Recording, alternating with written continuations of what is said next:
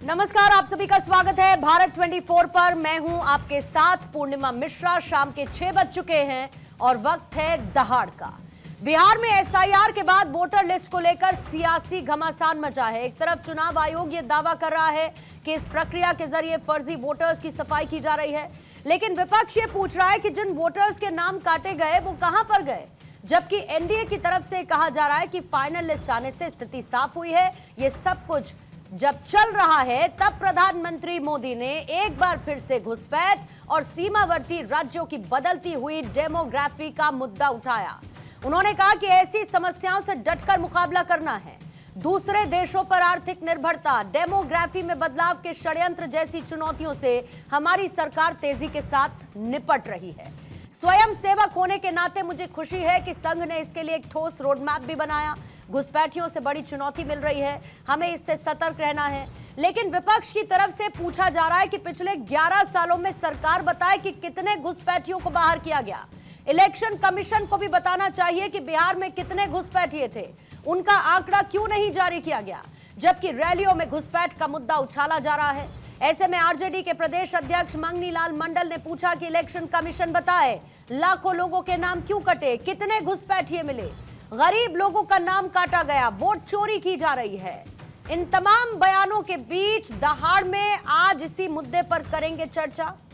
Infiltration यानी घुसपैठ और बदलती डेमोग्राफी कितनी बड़ी चुनौती है और क्या इसकी शुरुआत, सफाई की शुरुआत बिहार से हुई है एसआईआर के जरिए।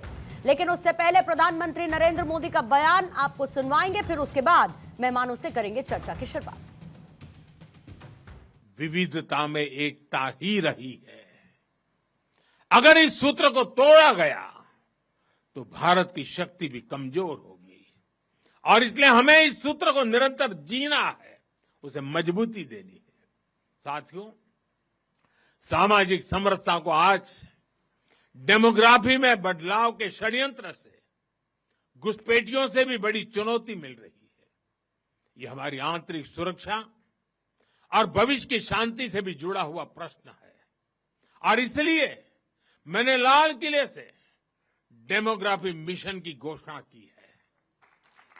कांग्रेस के लिए अपने वोट बैंक का हित ही सबसे बड़ा है और कांग्रेस चाहती है कि इस घुसपैठिए हमेशा के लिए भारत में ही बस जाए और भारत का भविष्य घुसपैठिए तय करे। कांग्रेस ने यहां जमीन पर अवैध कब्जे होने दिए, हमारे आस्था के स्थानों पर हमारे किसानों के, आदिवासियों के हक की जमीन पर डाका डाला।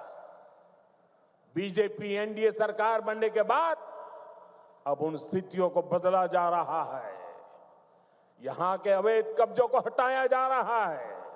भाजपा का संकल्प है चुन चुन कर एक एक घुसपैठिए को हम बाहर करेंगे, एक एक।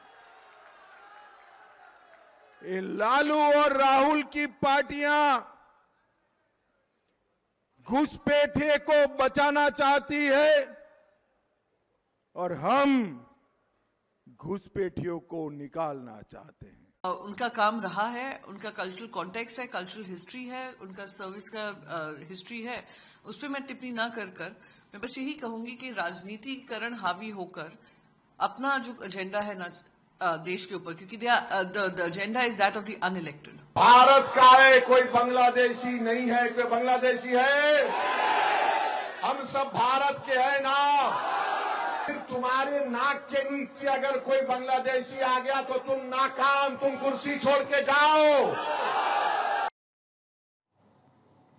तो आइए पहले सवाल आपके सामने रखती हूं। पहला सवाल आज चर्चा में रहेगा शामिल, डेमोग्राफी चेंज मुद्दा कितना गेम चेंजर, अवैध प्रवासी टारगेट, सियासी पार्टियों का एजेंडा सेट, सीमांत की सियासत, घुसपैठ पर महाभारत, बिहार में चुनाव, वोटर लिस्ट पर खत्म तनाव, घुसपैठियों पर जंग, दावों में कितना दम।